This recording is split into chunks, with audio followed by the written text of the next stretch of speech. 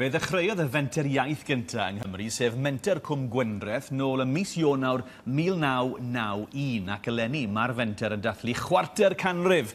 Yn ymuno gyda ni nawr y cyfarwyddwr cyntaf, Kevin Campbell. Braf iawn i gael dy gwmni ar ddydd mor braf, ynddo? Mae'n fendigedig. Yn dwi just, ie. Amser wedi hedfan heb os, Kevin. Felly sonia i ddechrau am bwrpas y fenter yn y lle cyntaf. Wel, i ddechrau mae'n anodd credu bod 5 mlynedd ar hugain wedi mynd o tipyn mwy o wallt y fi pryd newid siwr, ond na, sefydlwyd y fenter yn dilyn Steddfod yr Urddath i Gwm Gwendraeth yn 1989.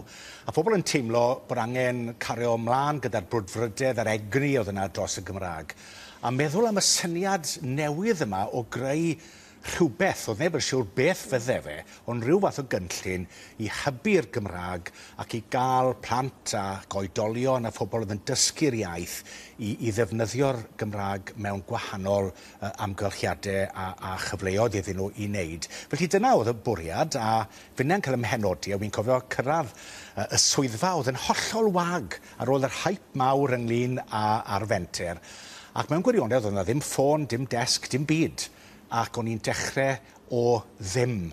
Ac mewn ffordd mae'r fenter wedi i sefydlu hunan 5 mlynedd ar hugain yn ddiweddarach, yn dal i fynd am yna fentre newydd dros Gymru gyfan, ac mewn gwledydd eraill wedi cael ei sefydlu yn dilyn yr hedyn bach yna 5 mlynedd ar hugain yn ôl. Ac i ni'n sôn am Gwm Gwendraeth, wrth gwrs yn Sir Gyfyrddin, ond pa ardal a pa bentrefi ni'n sôn amdan fan hyn? Wel, i'r rhai sydd ddim yn gyfarwydd yr ardal, mae gyda ni Crosshans, a Tymble, a Pontyberem, a Pontiets, a Llanon, a Drefach, a Trimsaran ac yn y blaen. Mae nhw'n bentrefi falle cyfarwydd iawn i bobl sydd yn byw yn y de orllewin, ond falle ddim mor cyfarwydd â hynny i bobl y gogledd. Ond eto mae nhw ar y map oherwydd bod nhw yn bentrefi sydd yn cynnal Cymreicdod hyd at heddi, a dweud y gwir. A faint o fentre sydd erbyn hyn? Mae yna 23 o fentre yng Nghymru. Mae yna un ym Mhatagonia, ac mae yna fodelau tebyg wedi cael ei sefydlu yn yr Alban ar Iwerddon hefyd. Ac am ni, achos chi'n sôn am ardaloedd gwahanol, wel, mae anghenion yn wahanol wedyn, yn diwn nhw, Kevin? Ie, mae rhywun yn gofyn, wel, beth mae mentre iaith yn ei wneud? Wel, maen nhw'n wneud gwahanol bethau, achos bod pob ardal yn wahanol. Mae anghenion ieithyddol a chymdeithasol pob ardal yn wahanol. Ac mae strategaeth nhw a'i blaenoriaethau nhw wrth gwrs yn mynd i fod yn wahanol. Ond beth sydd yn clymu nhw gyd at ei gilydd yw bod nhw yn trio tynnu mudiadau iaith ac awdurdodau lleol a chyrff fel yna at ei gilydd i greu rhyw fath o gynllun sydd yn mynd i sicrhau bod mwy o siaradwyr Cymraeg gyda ni a mwy o ddefnydd yn cael ei wneud o'r iaith. A sawl un wedi datblygu hefyd i feisydd gwahanol, ychwanegol yn ogystal â'r gwreiddiol? Os, a mae yna farn gymysg ynglyn â hynny. Mae yna rhai mentre iaith wedi mynd ati i sefydlu mentre masnachol fel gwasanaethau cyfieithu neu caffis Cymraeg, neu mae yna rhai wedi sefydlu ymgynghoriaeth iaith enghraifft.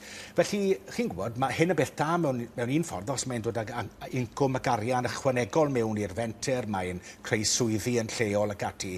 Ond wedyn mae yna berygl wrth gwrs bod chi wrth fynd i'r cyfeiriadau gwahanol yma, bod chi'n colli ffocws ar eich nod gwreiddiol ynddo fe.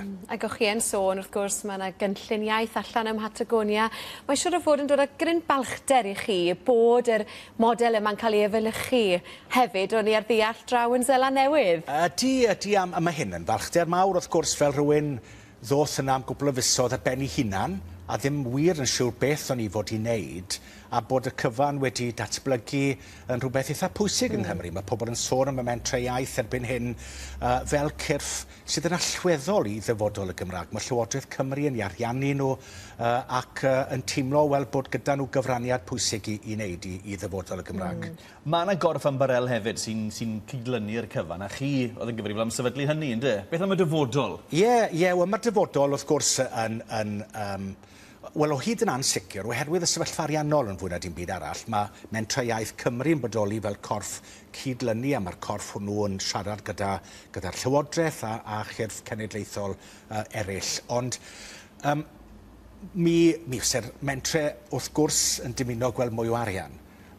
Mwy o arian, mwy o staff, mwy o weithgareddau a fwy o effaith ar y gymuned leol. Ond yn yr amgylchiadau ariannol sydd ohoni, mae hynny yn anodd, mae rhywun yn deall. Ond os ydyn ni o ddifri am greu 1 miliwn o siaradwyr Cymraeg yma, Llywodraeth Cymru yn dymuno i ni greu, wel, dwi'n ofni bod rhaid cael mwy o fuddsoddiad neu fyddwn ni byth yn cyrraedd y nod hwnnw.